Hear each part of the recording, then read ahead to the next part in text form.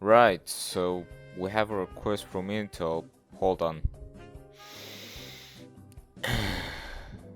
And it's for their cheaper processors or whatever. Ooh, K6 competitor. Now think about it. Why do people buy CPUs? What kind of question is that? It's cause they're fast, dude. But aren't more budget CPUs supposed to be slower? Do you want to make money? Right, marketing. You know what is cool? Old languages. Ah yes, like Greek. Greek is lame. Are you like Turkish or something? Romans were much cooler people. Gonna search for a Latin word real quick. According to the other line, whoever that is, celere means swift, fast, quick, in terms of quick motion. Oh my god. I think I am setting the pieces here. What's going on? What is on? Celeron.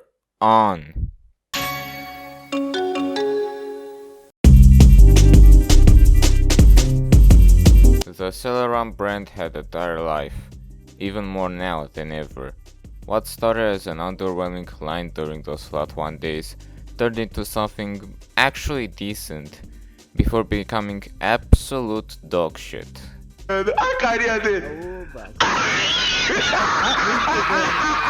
After the confusing disaster that was the Celeron D, and really the entirety of NetBurst, Intel introduced Conroe, which dumped the power-hungry long pipeline design for the older but more efficient Pentium 3-like design. This decision works like wonders, as the Core 2 Duo and Quad series received nothing but praise from critics and consumers. But what about the low end? The Pentium and Celeron also received Conroe refreshes, with the Pentiums essentially being Core 2 Duos with half the cache. The Celeron, well, let's just say using the term cut down on them is an understatement. Meet the Celeron 430, one of the 4 single-core Celerons that Intel released for the LGA775 socket. Released on June 3rd, 2007, it's a single-core Conroe chip, as mentioned earlier, without hyperthreading, and unfortunately running at 1.8 GHz, with 800 MHz frontside bus, and only 512 KB of cache. Okay, this does not sound good, but at least the TDP is low, only 35 watts. Instruction-wise, the 430 is 64-bit, with the highest SSE version that it supports being SSE 3, much like the first Core 2 Duos. And it only costed about $40, so this CPU was a decent option for budget PCs at the time, right? Well, according to user reviews, people liked it for what it was. Okay, let's cut the shit. This CPU aged badly. It probably was to be expected given the rise of multi-core CPUs, and with the Celeron not even featuring hyperthreading, it was a recipe for disaster. However, the Celeron did find some use as a good beginner's overclocking CPU, and later in this video, we are going to attempt just that. But first, we have to build a system, and the good thing is I finally have a competent 775 board. The Asus P5K-R is pretty much the same thing as the regular P5K, but with RAID support. It has the same excellent VRM that's being cooled by a heatsink with a heat pipe, and all is powered by the reliable Intel P35 chipset. The cooler being used is a Celeron Nirvana 120. Great cooler, but I sadly do not have the little fan controller that originally came with, so...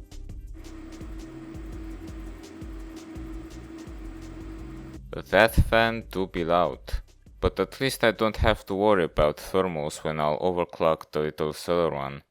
I'm sorry to say this, but unfortunately our RAM is going to be mismatched.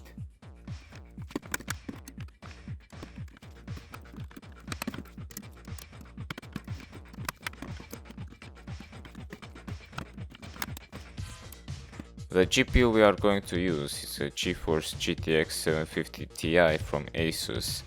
more than powerful enough to not be the bottleneck in our system. We're also using a 120GB SSD, just to speed things up a little. With our system now built, it's time to install our operating system. Look, here's some professional cable management. Oh yeah. Oh shit. The first OS I tried was Windows 10 LTSC. That was a huge mistake. Here's something I found odd with GTA San Andreas. So, while doing nothing, the frame rate is in the mid 20s. However, when I move my mouse, it slows down a lot, being like as low as 5 frames per second. So it means that while moving the camera while playing, you get these stutters which are pretty awful, to be honest. And yeah, in general it wasn't a very pleasant experience. Like I had to wait a minute for Device Manager to show up. And interestingly, the Celeron scores better in Cinebench on Windows 7. So despite LTSC being theoretically more lightweight than regular Windows 10, it's still not a good option for the 430. In 3D Mark 03, the Celeron slowed the 750 Ti down to a score of 22,255, with the CPU score being a puny 713. 06 meanwhile is known for being more GPU intensive, but the Celeron still struggled quite a bit. The system achieved only around 4000 points, with a CPU score of 766. I also decided to try Firestrike, and here we achieved a score of 1165, with a physics score of just 530. What can I say, the Celeron is not faring well so far. Moving on with actual games, we have Far Cry, which was playable to some extent, but due to heavy drops when in heavy gunfight, it's not very ideal. Also, I have been told not to shoot the pigs, so I listened.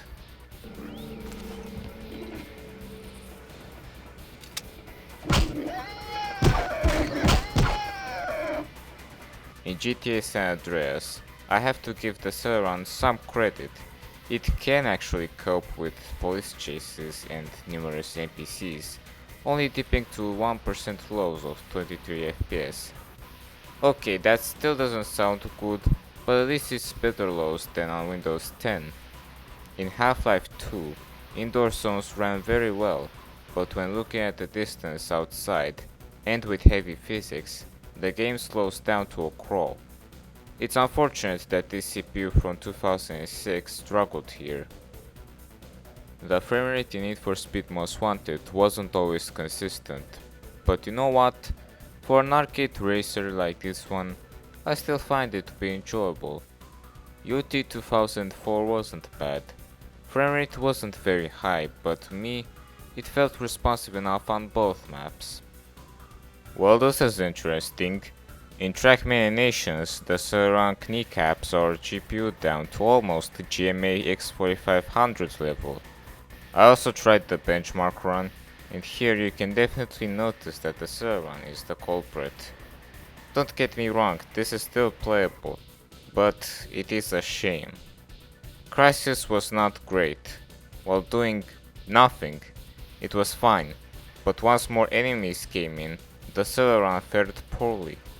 Skyrim usually runs decently well on lower end CPUs, but here that's not really the case, both outdoors and indoors. The game was too slow to be enjoyable in my opinion, as I believe the physics felt a bit unusual.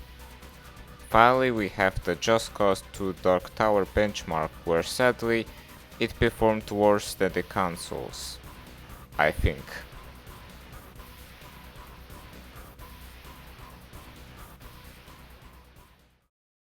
A quick note on general usage. The Celeron was fairly snappy on the desktop. Can't say the same about web browsing.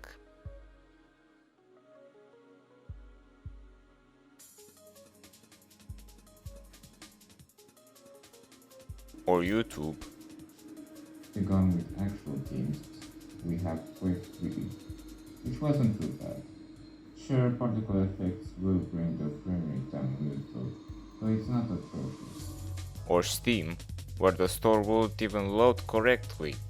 Safe to say, if you are still using multi-CPUs, you should upgrade. But why do you bother with the Celeron, you might ask? Well, there is a reason.